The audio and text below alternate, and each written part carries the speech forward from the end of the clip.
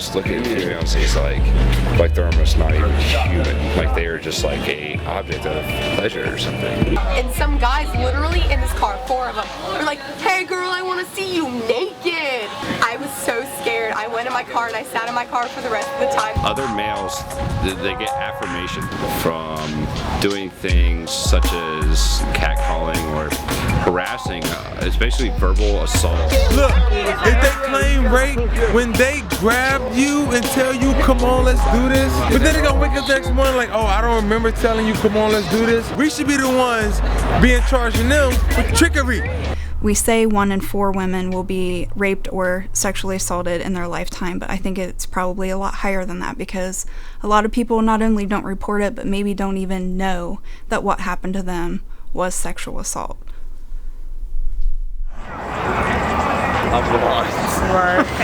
Thank you. Thanks guys, happy Halloween. Rape culture is one of those things that you just know it when you see it. We live in a society where sexual assaults are ignored, trivialized, sometimes even condoned, whether intentionally or not, and we normalize that. A lot of people do not report their sexual assaults because they don't want to be blamed for it. Even the way that things are worded in the newspaper, we say alleged rape victim, but you don't ever hear anyone say alleged mugging victim or alleged hit and run victim. Maybe they jumped in front of the car on purpose. Maybe they wanted to get hit by the car. Nobody says things like that with any kind of crime other than rape. When guys are drunk and girls are drunk, you see guys say stuff that they normally wouldn't say. You see them say it because they have a little liquid courage. We were walking past the bar, and this guy said to my girlfriend, "I want to fuck you in the ass." Alcohol opens up a gate to different behaviors which you're wanting to release. Yeah, but it's rude. Sometimes it's super rude and it's annoying because we didn't do anything like and then people will yell at you. It's people that's trying to express themselves where they can't. It's not harassment, you know what I mean? It's it ain't like that, man. I tell a girl harassment for sure. It's not harassment at all, man. If you tell a girl she's beautiful, that's not harassment. That's just, girl, I'm trying to grab your ass then, you know what I'm saying? It's not harassment. I think that street harassment is probably the most common form of assault that women experience. Every day they're catcalled, someone's making comments about their bodies or what they're wearing. It creates this environment where men think that that's how you treat women, and women think that's how they are supposed to be treated, and it leads to a lot of other problems. Stalking, pushing, unwelcome touching, groping, makes you afraid, makes you feel stupid, pressures you to have sex, grabbing. And then life-threatening, we have beating, rape, murder, kidnapping, hitting, threatens self-harm or suicide if you leave. No!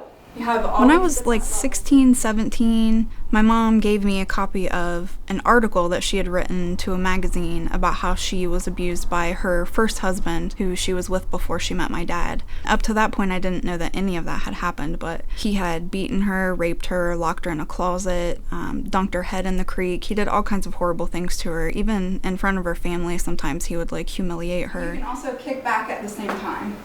So you're taking out. My mom is no longer here. She passed away about 5 years ago, but I think about her all the time, and I know that she would be really proud of me for what I'm doing. This is for her when she became a paramedic, and then she was just into all kinds of like metaphysical stuff.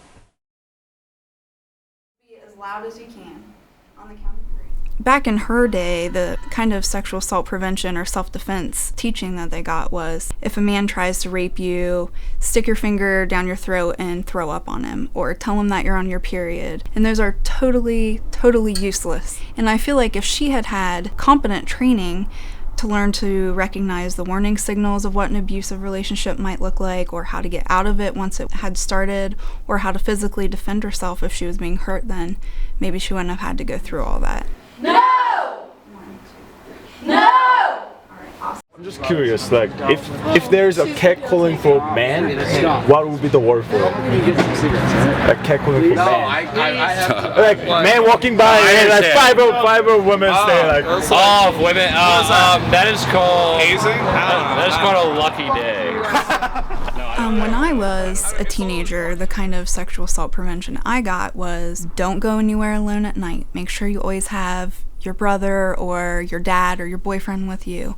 Don't drink. Don't. It was this huge list of don'ts. And I come from a feminist empowerment model of teaching. I don't give people a list of don'ts. I give them tips and tools to help them feel safer, but go about their normal lives. I would never tell women not to do something that I wouldn't tell men to do. And if we were going around telling men not to go anywhere without their girlfriend to protect them, I mean, that sounds absurd. Keep hearing people say, we're tired of hearing this rape culture, we're tired of being the bad guy. Honestly, we were just walking through Palmer Place and two guys yelled from the balcony, hey girls, come up here. You smile about it, you laugh, I mean, you take it as a compliment, and you move on. Street harassment is different. If these people are opening their gates, they're opening their hearts to you. Don't talk to the people who are oppressed. You know what I mean? Don't go to the people who are oppressed and say, be quiet. Go to the people who are oppressing them and make them stop if you are tired of that, okay?